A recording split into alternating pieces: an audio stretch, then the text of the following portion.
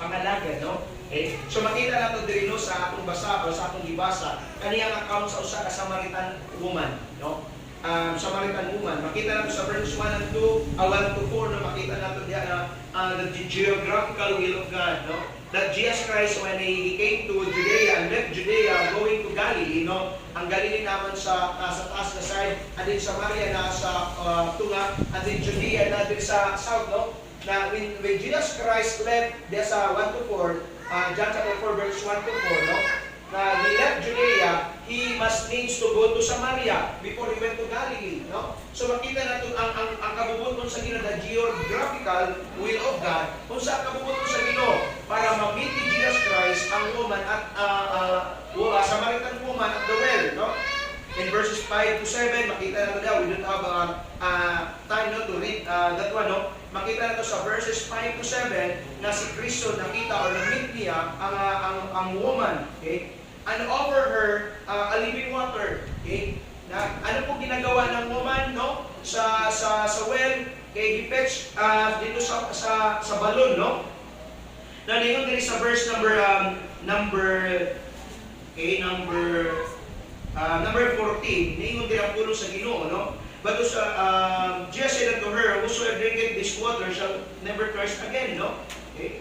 So makita nato no kaning babae nagaadto siya sa nagkabo siya alas 12 sa tanghali. Why alas 12 man sa tanghali? Because maulaw siya na makita sa mga tao because of what she did or kanang iyang kinabuhi, no? So ato man kita niya, no?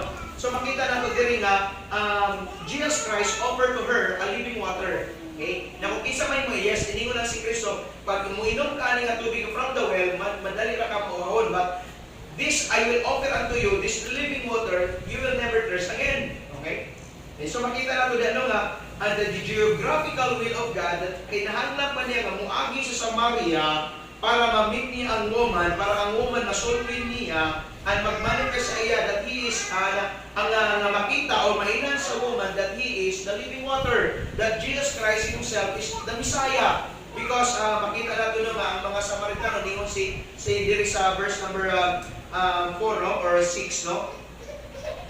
Ningon siya nga nganong makipagkuan man kasakuan nga the Jews are walay dealing sa Samaritan. Okay? So makita nato niya nga himang kung kitaon kini kung unsa ba gyud ang tinuod nga mga ang worshiper nga giling sa Ginoo. Kunang naay purpose nganong ang Ginoo miagi sa Samaria. Naay purpose no nga ang Ginoo nga gimit niya ang Samaritan woman. Kay naay gusto itudlo ang Ginoo sa not only sa Samaritan woman but to His disciples. Una, no? Unsa ba gyud ang requirements when kung para mahimo kang true worshipers? Okay? Ano ba yung mga requirements para magiging tunay tayo na nag-worship sa Panginoon, no? Okay, una, no? What is the requirements, no? Una diha, under diha, it is not by race. Okay? Ang requirements sa pagpangalagad or sa pagtinuod ng mga lagad sa Ginoo, it's not by race. Okay? Dili tungod nga Samaritan ka, dili ka pwede mag-worship sa Ginoo, Hudiyo ka, Hintil ka, o sa klase ka na race, dili ka pwede mangalagad sa Ginoo. It's not by race.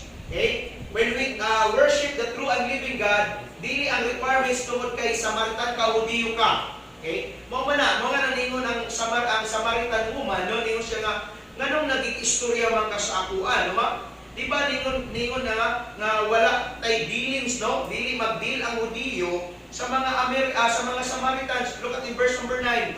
Then said the woman of Samaria unto him, to Jesus, how is it that thou, being a Jew, askest drink of me, which am a woman of Samaria?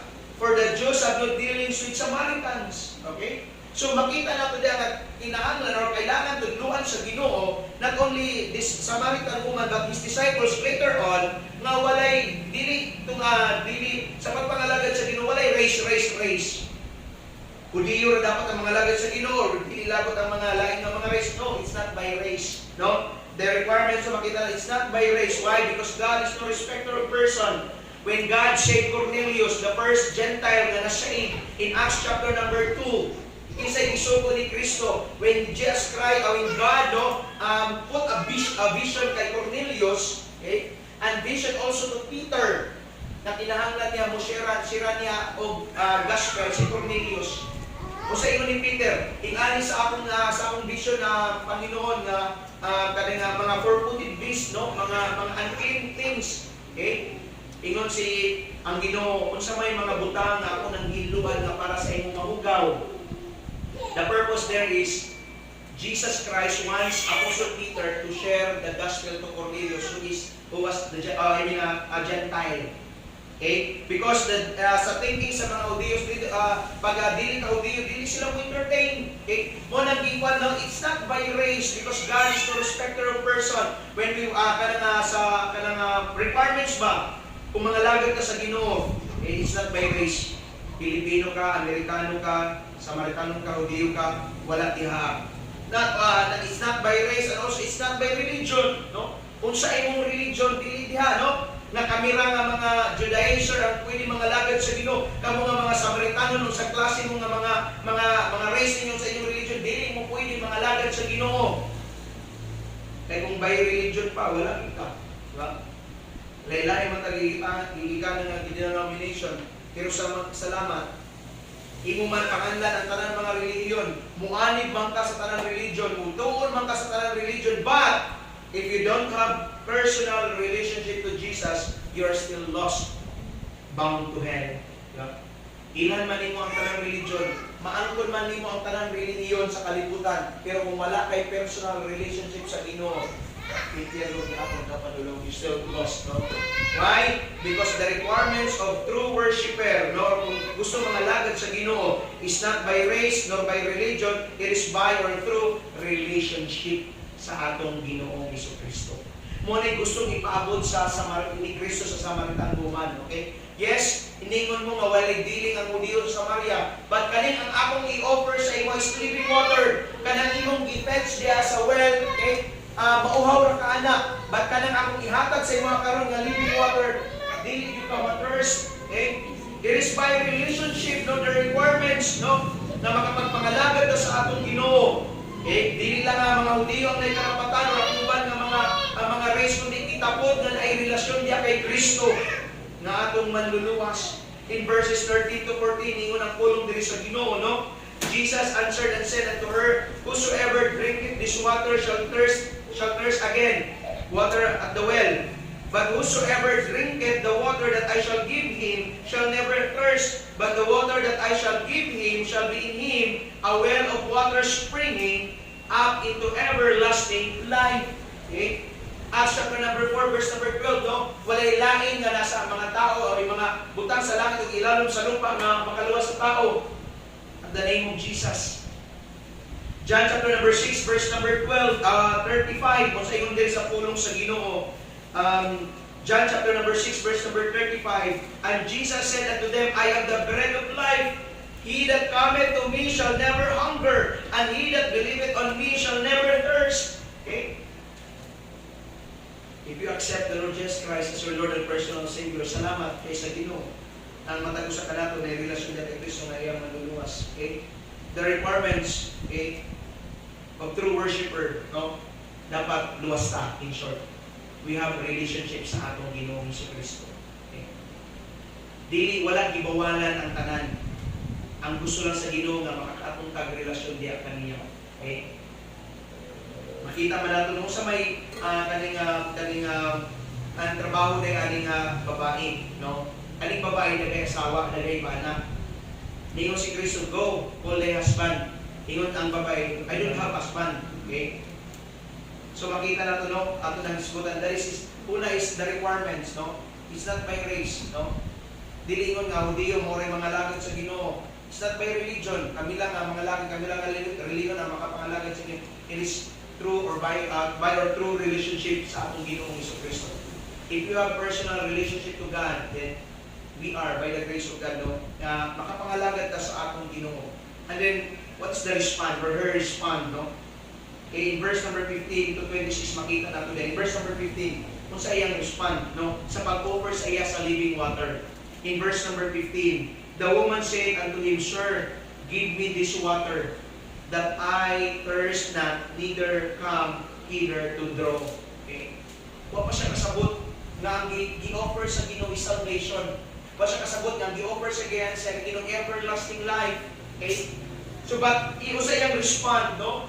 Her respond, no, money na siya yung willing heart to accept the offering or the offer of God to him, or to her, sorry, no? Yung siya, sir, okay, giserve pa niya, kaya ito pa siya kasabot, no? Give me this water and that I thirst not, neither come here to draw, okay? Willing heart, a willing heart to accept, isa pa, a willing heart to confess, okay? Mo niya respond, no? Sa pag-offer sa Ginoo, sa pagdoon sa Ginoo sa iya. In verses 16 to 17, mo nang gingon ganina, Jesus said unto her, Go, call thy husband, and come hither. The woman answered and said, I have no husband. Wala ko'y asawa. Bana. Jesus said unto her, Thou hast well said. Okay. Tama na yung sulti, I have no husband. Notice in verse number 18, For thou hast had five husbands. And he whom thou now hast is not thy husband. It is that seest thou truly. Okay. Yes, tama na yung sulti, wa kay asawa. Kaya tungod na kay lima kag iipon karon. Okay? Natingala ang babae, no? Okay? Natingala ang babae. That is why in verse number 19, the woman said unto her, Sir, I perceive that thou art a prophet. Okay? A willing heart to confess, no? Giamin niya kung sa iyang sitwasyon, kung sa iyang kinabuhi. Okay? Muna yung respond, a willing heart to accept kung sa may gi-offer sa Ginoo, a willing heart to confess. Okay? Mo man sa atong kaluwasan, di ba? Na i-accept nato si Kristo as Diyos, and we need to confess our sin to God. And a willing heart to worship. Pagkahuman na nag-confess siya, na siya kasing-kasing to worship the Lord. Tanawa sa verse number 19 down to verse number 26. Okay? And the woman said unto him, Sir, I perceive that thou art a prophet. O our father worshipped in the mountains, and ye say that in Jerusalem is the place where men ought to worship.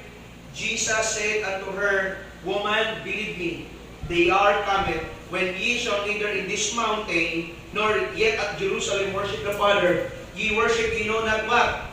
We know what we worship, for salvation is of the Jews. But the hour cometh, and now is, when the true worshippers and shall worship the Father in spirit and in truth, for the Father seeketh such to worship Him. That is why in verse number 24, God is a spirit, and they that worship Him must worship Him in spirit and in truth. Siya, Father, ningon ang akong mga forefathers nga mga lagad namin diri sa mountain, pero ningon ka dito sa Jerusalem. Ningon ang Ginoo, yes, asa man ka karon nga oras, believe me, diri man ka sa mountain or Jerusalem, believe me, kung ang tinuod nga worshiper or luwas, mga lagad na sa Ginoo, remember that God is a spirit, and they that worship God in spirit and in truth. Wow. Okay. And then she has this willing heart to worship the Lord. In verse number 25, the woman said unto him, I know that Messiah cometh, which is called Christ. When He is come, He will tell us all things. O siya kasabot ng iyang kaistorya, si Kristo na, the Messiah. Kabalo ko nga na yung Messiah nga moabot, kung moabot siya, istorya ko sa kanyang mga butang. In verse number 26, ningo si Kristo, said unto her, Jesus said unto her, I that speak unto thee am He. Means, kanang isulti ni mo nga Messiah, ako karon nga nagsulti ka kanimo, ako na siya. Wow. Diba? Pakita na ito, no? A willing heart to accept the offer, a willing heart to confess her sins, and a willing heart to follow, to worship the Lord Jesus Christ, no? Until this time, God is always seeking kanang tinuod yun ng mga lagad niya kanila. Ang requirements ng yun, mga ginino, na makapangalagad ka sa atong Ginoo, kung ikaw tinuod ka na yung Kristo sa kasing-kasing. We have personal relationship to God. Nga naman, dagan ba'y nangalagad karon nga walay personal relationship to God? Did God mag-glorify? No. Okay. Some worship the Lord, their gods. If you share the word of God or Jesus Christ to other denomination or other nga mga, labi ng mga Hinduism, mga yan, para mga ano, kanang mga Buddhism, mga usapan na, no? Pero daw ako sige nga isa sa ilang mga Ginoo. Diba? Pero ang gusto sa Ginoo nga si Kristo lang yun. Here, her respond, no? A willing heart to accept, confess, and to worship. In verses 28 to 30, kung sa igingon diri sa pulong sa Ginoo, 28 to 30. The woman then left her water pot and went her way into the city, saying unto men, Come, see a man, which told me all things that ever I did. Is not this the Christ? Then they went out of the city and came unto him. A willing heart to witness. A willing heart to witness. Simply, kung nadawatan na to si Kristo, tinunalay sa itong kasing-kasing, natay kalipay, natay assurance na when we die, we will be going to heaven and we will become a witness to other people. Ang sabi niya, come, okay? Si a man, no? Na nagsulti sa ako sa tanang mga butang akong ipambuhat, is not this the Christ or the Messiah? He witnessed, and all the people went to meet Jesus Christ, no? A willing heart to witness, no? So makita natin, no? The requirements is not by race, it's not by religion or by it's through the relationship and the response of the woman. When Jesus Christ offered to him the living water, she accepted it, confessed her sin, and worshiped God and witnessed Jesus Christ to other people. Thirdly, the rebuke. This is para sa iyang mga disipulo. Okay? But what is the rebuke, no? To break the chain of discrepancy. Kaning mga kalalian ba? No? To break the chain of discrepancy. Verse number 27. O sa inyong diri sa pulong sa Ginoo. And upon this came his disciples and marveled, and he talked with the woman, yet no man said, Why seekest thou, or why talkest thou with her? Mo man ang thinking sa mga disipulo. Di nita makipag-istorya ang mga tao. Mo name sa ano si Kristo nakipag-istorya man sa kanang babae. Sa una-una, pero wala yung dare na mo musulti diya kanila. Di ba? Kaniya kay Kristo. Gusto nila nga, gusto sa Ginoo na mabago ang ilang panguna-una, na ma-rebuke sila, na maguba ang panguna-una sa ilang kanang pag-discriminate ba or kalainan. Lahi ni nga Hudiyo, lahi ko nga mga Samaritans, di kita magkayusa kay lahi mo. Gusto sa Ginoo nga iputlon or bungkagon kay chain of discrepancy nga dapat isa na mo kung naamoy Kristo, kung sa man imong lahi, kung sa may mong reliyon, pag naa kay Kristo, isa lang mga lagat na sa atong Ginoo. O naambot pasabot sa Ginoo. And to remind them the real purpose of Jesus. What is the real purpose of Jesus? Why He came to earth? In verses 31 to 34, anong sabi ng salita ng Panginoon 31? Meanwhile, His disciples prayed Him, saying, Master, eat. But He said unto them, I have meat to eat, that you know not of. Therefore said the disciples one to another, no? Well, hath any man brought Him out to eat? Pagkatawanon. In verse number 34, Jesus said unto him, My meat is to do the will of him that sent me, and to finish his work. To remind them, to remind the disciples, kung saan yun ang tinuod ng purpose ni Jesus why He came to earth. In verse number 34, Jesus said unto him, My meat is to do the will of him that sent me. Okay? And makita natin kung sa pa, ang reminder or rebuke niya, to set their focus on spiritual things. Busy kayo mga disipulo sa mga earthly things. Busy kayo mga disipulo sa mga fleshly na mga needful ba sa flesh. That is why he rebuke sila sa Ginoo nga naapay more than sa meat, physical meat, the business of His Father. In verses 35, say ye not therefore yet there are 4 months, and then coming harvest? Behold, I say unto you, lift up your eyes and look on the fields, for they are white already to harvest. And he that reapeth receiveth wages and gathereth fruit unto life eternal, that both he that soweth and he that reapeth may rejoice together. But, mauna, ipa-remind sila nga naapay pinaka-importante sa physical na meat, naapay pinaka-importante sa physical nga or sa worldly things, that is the spiritual things. Tanawa ko, ayun diri ang ingon ang pulong sa Ginoo. Okay? There are yet say not ye, there are 4 months, okay? And then cometh harvest. Behold, I say unto you, lift up your eyes and look on the fields, for they are white already to harvest. Mo na gusto sa Ginoo nga ipaabot kanila nga iset ang inyong focus sa butang nga langit nun kaysa earthly things. Ayaw nila nga dugay pa man na. Ayaw pag-ingon nga dugay pang harvest. Tanawa ang mga kalag sa tao. They are white and ready to harvest. That is why the Lord Jesus Christ ang 9:38 challenge, Matthew 9:38, pray therefore the Lord of the harvest that He will send forth laborers unto His harvest. Kinsa man ang mga laborers, ikaw o ako.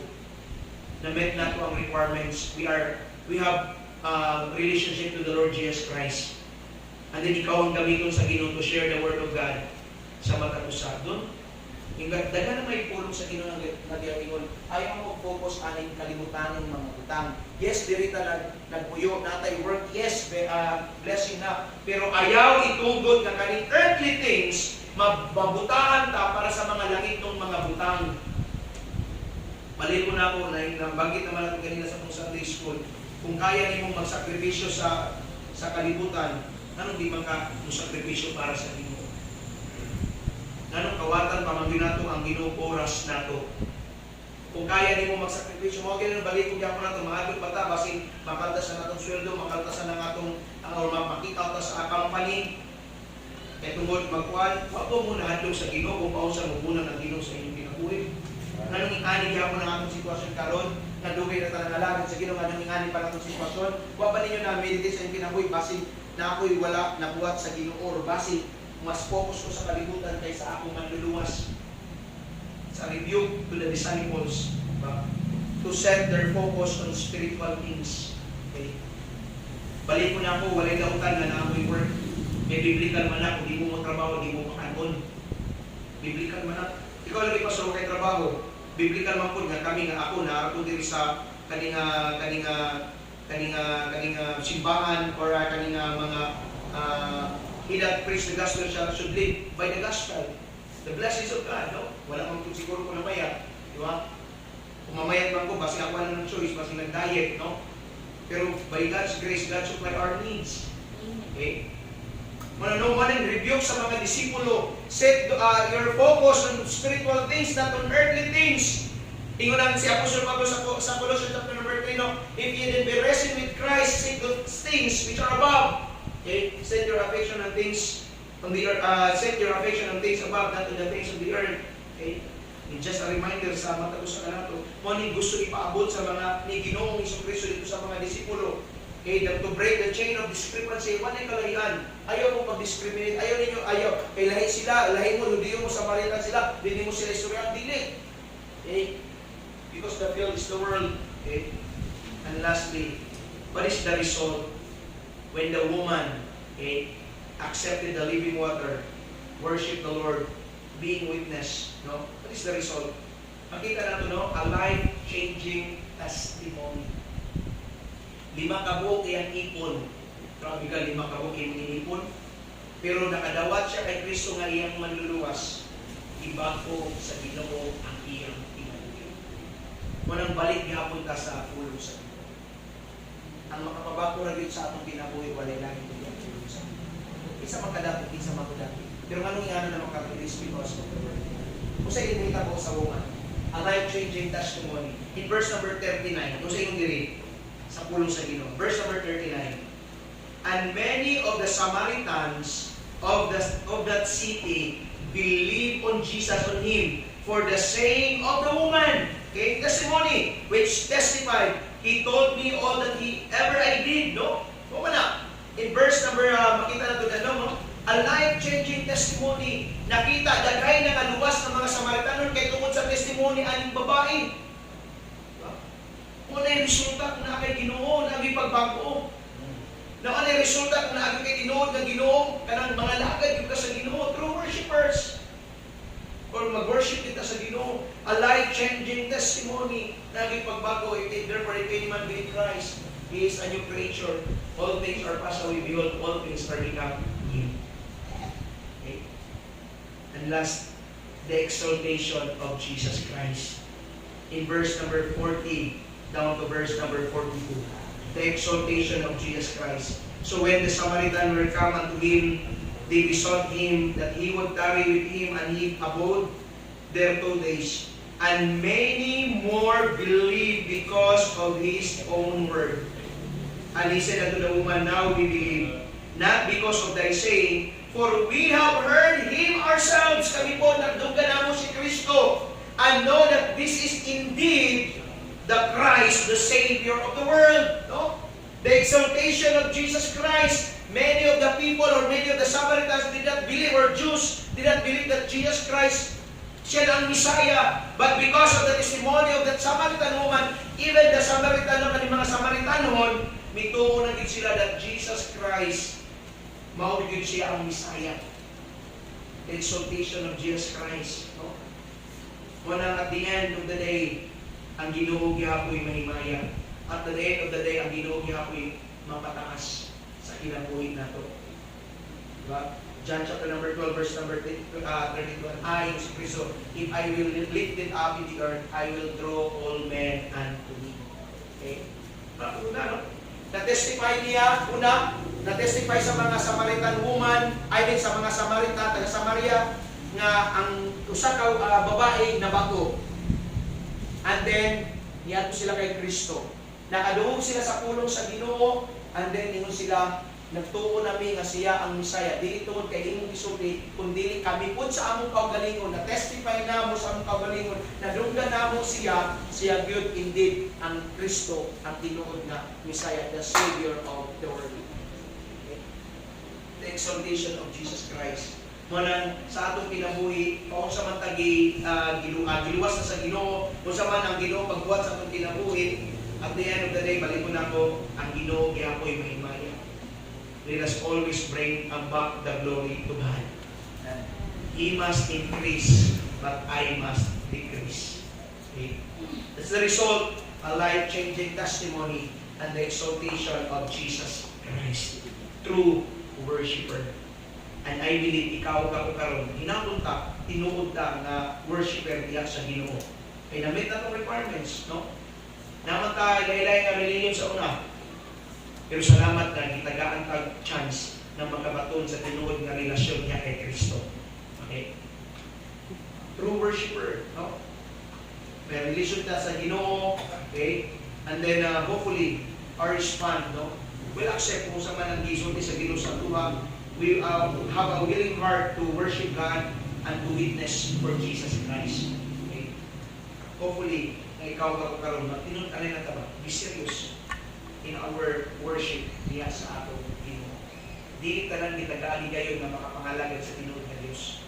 Isa lang ka sa pipila kag gitagaan opportunity to serve the Lord of Lords and the King of Kings.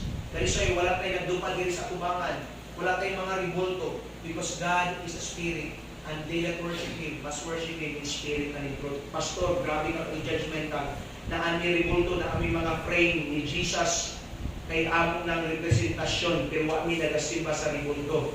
God doesn't need representation. God is a spirit. Directly, we will worship Him in spirit and in truth. Ingon si Kristo, believe me, sa karon na dayon, diri man ka sa mountain or dito ka sa Jerusalem, okay, pwede na nimo mapangalagaran ang dito because God is the spirit. Bisa pag nakadiri sa pagod, wato man ka dito sa bukid, o wato man ka sa asa na lugar, makapangalagan gihapon ka sa ginungan man na ang God is a spirit. And they that worship Him must worship in spirit and in truth. And also we have personal relationship with God. Okay. I ask, no? Naman si una pa, no? Ang kauban dito sa lighthouse ng mga seaman, dumawa na sila. Okay. So, paano sa mga lagad? Alam, natin sila breakdance. Alam man, mga tukag, sir, sa diugma, pwede ko ipahunong ni mo aning lugar, mangita mong simbahan. Usa ko nila pagpangalagad. Moring advice akong pastor. At kung sa imong cabin, pag-pray diha, time sa pag-worship, pag-kanta, pag-pray, pag-basa sa Bible, that's worship. Diba? Kaya sa Ginoo, hindi may mamunaog pa sila barko dahil para magpuan. Para mag-worship diya sa Ginoo. Okay? Anytime, anywhere, maka-worship na diya sa atong Ginoo. We have personal relationship to God and we can directly, no? We have direct access diya sa atong Ginoo. And hopefully, we'll anong seryoso na ang atong pagpangalagan sa atong Ginoo. Okay? Ano man, dili tanan ang itag-agi gayon karon nga gitagaan gigayon sa Ginoo ay na malimala. May daghayo ba nga gusto mga alagad sa tinuod nga Dios pero wala pa gid sila naabot sa gospel. Karon nga gitagaan ta gigayon nga makapangalagad sa tinuod nga Dios, di serious. Manindot ka tanan. Dalay ko lang mga mahal, may gugma ko lang mga Dios. Kaya kayo salamat Ginoo sa paimangno kanamo, especially Ginoo sa